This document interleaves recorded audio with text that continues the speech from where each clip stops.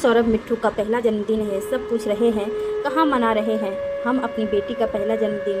खाने के बाद जब सौरभ टीवी खोल कर बैठा तो उसकी पत्नी मानसी रसोई का काम निपटा उसके पास आकर बोली, मानसी तुम्हें तो सब हालात पता है तो तुम सबसे बोल देती नहीं, मना रहे हम जन्मदिन। सौरभ झुंझला कर बोला, पर सौरभ, यहाँ सोसाइटी में सब अपनी छोटी सी छोटी खुशी भी सबके साथ मनाते हैं। फिर सबको पता है हमारी बेटी तो शादी के 5 साल बाद हुई है, हमने उसके होने पर भी कोई पार्टी नहीं की थी, तो अब तो सब पूछेंगे ही ना। मानसी बोली, मानसी, दिखावे की ज़िंदगी है ये लोग खुशी नहीं मनाते बल्कि दिखावे करते हैं एक दूसरे को दिखाने को कि देख तूने इतना पैसा खर्चा किया, मैंने इतना। तुम जानती हो हमारी स्थिति अभी दिखावे नहीं है। अभी 6 महीना पहले हुई, मुझे दोबारा नौकरी मिले, सारा पैसा किस्तों में ही चला जाता है। अब मिट्टू के जन्मदिन के दिखावे के लिए मैं फिर खर्च कर लूँ, ये मुझसे नहीं होगा, सौरभ बोला। मानसी सौरभ की बात सुन चुप रह गई। सौरभ गलत भी नहीं कह रहा था। दिखावे के चक्कर में 50-60 हज़ार फूंक देना समझदारी तो थी नहीं, वो भी तब जब पैसे की तंगी पहले से है। उन्हें कितना अच्छा था। आज से करीब 2 साल पहले जब उसे पता लगा था 4 साल के इंतजार के बाद वो माँ बनने वाली है। सौरभ और उसने कितने सपने देख लिए थे एक ही रात में कि बच्चा होने पर वो ये करेगी वो करेगी, पर अचानक उसकी खुशी को ग्रहण लग गया। जब 2 दिन बाद सौरभ ऑफिस से लौटा, पता लगा उसकी कंपनी घाटे में चल रही है, जिससे कंपनी से छटनी की जा रही है और निकाले गए कर्मचारियों में सौरभ का भी नाम है। मध्य वर्ग नौकरी पेशा इंसान के लिए नौकरी जाना मानो सपनों के टूट जाने सा होता है। घर की किस्त, अपने खर्चे, आने वाले बच्चे के खर्चे कैसे होंगे, ये सोचकर ही सौरभ और मानसी परेशान हो उठे। उस वक्त उसका सहारा बने मानसी के गहने। हालांकि सौरभ को उम्मीद थी वो जल्दी दूसरी नौकरी ढूंढ लेगा, पर उसे नौकरी मिली पूरे 1.5 साल बाद। तब तक मानसी के गहने तो बिके ही, कर्ज भी चढ़ गया, क्योंकि मिट्टू के होने पर भी अस्पताल का काफ़ी खर्चा आया था। तब उन्होंने मिट्टू का नामकरण बहुत साधारण किया था, ये सोचकर कि नौकरी मिल जाएगी तो पहला जन्मदिन धूमधाम से करेंगे।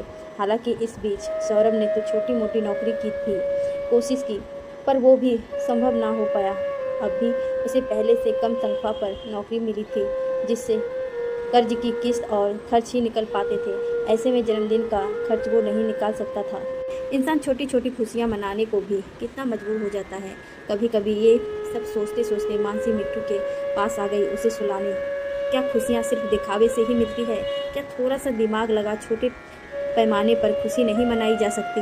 यही सब सोचते सोचते मानसी के दिमाग में एक आइडिया आया। सौरभ, हम मिट्टू का जन्मदिन मना रहे हैं, तुम्हें अपने जो दोस्त बुलाने हो उन्हें न्योता दे देना। अगली सुबह मानसी सौरभ से बोली। मानसी, फिर वही बात बोला ना, मैं इतना खर्च नहीं कर सकता तुम्हारे दिखावे के चक्कर में। सौरभ बोला, तुम्हें कौन कह रहा है ज़्यादा खर्च करने को? क्या खुशियाँ बड़े होटल में पार्टी करने से ही हासिल होती है?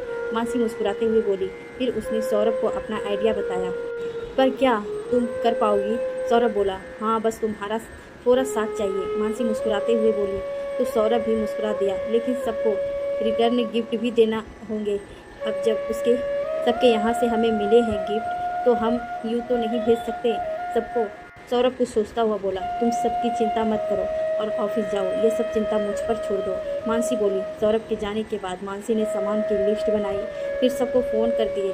जन्मदिन में अभी 4 दिन थे। मानसी को इसी बीच तैयारी करनी थी। मिट्टू के जन्मदिन से 1 दिन पहले मानसी की बहन, भाभी और नंद आ गई। उन्होंने रात से ही तैयार शुरू कर दी। सुबह होते ही सौरभ, मानसी का भाई और उसके दोस्त अपने काम पर लग गए और मानसी सब औरतों के साथ अपने काम पर। शाम में सोसाइटी की छत पर अलग ही रौनक थी। दिवाली की बची हुई लाइट और गुब्बारे से छत जगमगा रही थी। एक तरफ खाने की तैयारी की गई थी, दूसरी तरफ केक काटने की। सामने स्पीकर पर गाने बज रहे थे और नन्हे नन्हे बच्चे थिरक रहे थे। वाह मानसी, तुमने तो अलग ही समा बांध दिया, हमने तो सोचा भी नहीं था ऐसे भी जन्मदिन मनाया जा सकता है। मानसी की एक पड़ोसन बोली। हाँ रेखा, हमने सोचा होटल में पार्टी करके सब बोर हो गए होंगे, क्यों ना कुछ अलग किया जाए, ऐसा जिससे हमारा बचपन भी जिंदा हो जाए। मानसी हंसकर बोली। सच में हम लोगों के जन्मदिन तो घर पर मना करते थे, वैसे तुमने तो होटलों को फेल कर दिया। नहीं रहा ये हमारी सोसाइटी की छत है जो इंतजार सी पड़ी रहती थी। एक और पड़ोसन बोली। थोड़ी देर बाद मानसी ने सबको शरबत और कोल्ड ड्रिंक परोसे, साथ में घर के बने समोसे, छोटे छोटे बर्गर और बाहर से मंगाए ढोकला, चिप्स और रसगुल्ले। सबने नाश्ता का लुत्फ उठाया। फिर आई केक कटिंग की बारी। मिट्टू भी आज गुलाबी फ्रॉक में खुशी से खुदकती फिर रही थी। केक के बाद मानसी खाने का इंतजाम देखने नीचे गई, क्योंकि उसका फ्लैट लास्ट फ्लोर पर था तो ज़्यादा दिक्कत भी नहीं थी। ऊपर से लिफ्ट तो थी ही। मानसी के भाई और उसके दोस्तों ने सारा खाना ऊपर पहुंचा दिया। मानसी को खाना बनाने का शौक़ तो था ही। उसने अपनी भाभी बहन और नंद की मदद से छोले चावल, मटर पनीर, गोभी आलू, दही बल्ले और पूरी बनाई थी। मीठे में उसने मूंग दाल हलवा बना दिया था। पूरी बनाने का काम उसने अपनी घरेलू सहायिका को सौंप दिया था। वो अपनी देवरानी को साथ ले आई थी। दोनों मिलकर पूरी उतार रही थी। मानसी नीचे की व्यवस्था देख ऊपर मेहमानों का ध्यान रखने आ गई। सबने खाने की बहुत तारीफ की। वैसे भी आजकल की भागदौड़ भरी जिंदगी में सब अपनी सालगिरह या बच्चों के जन्मदिन होटलों में ही मनाने लगे हैं, तो इस तरह का जन्मदिन नया अनुभव सबके लिए। सौरभ, आज की ये पार्टी यादगार बन गई। तुम्हारी वाइफ के हाथों में तो जादू है। सच में बहुत अच्छा खाना बना था, मज़ा आ गया। सौरभ के बॉस ने जब ये कहा तो सौरभ प्रसन्नता की दृष्टि से मानसी को देखने लगे। मानसी, आप इतना अच्छा खाना बनाती हैं, आप अपने घर से क्लाउड किचन क्यों नहीं शुरू करती? हम जैसे खाना बनाने से बचने वाले लोगों को इससे बहुत मदद मिलेगी। बॉस की पत्नी हंसते हुए बोली। मैम, ये बहुत अच्छा आइडिया दिया आपने। मैं ज़रूर इस बारे में सोचूंगी। कब से कुछ करने की सोच रही थी, पर मिट्टू की देखभाल के कुछ सूझ ही नहीं रहा था। मानसी खुशी से बोली। तुम्हारी पहली कस्टमर मैं बन जाऊंगी। बॉस की पत्नी हंसते हुए बोली।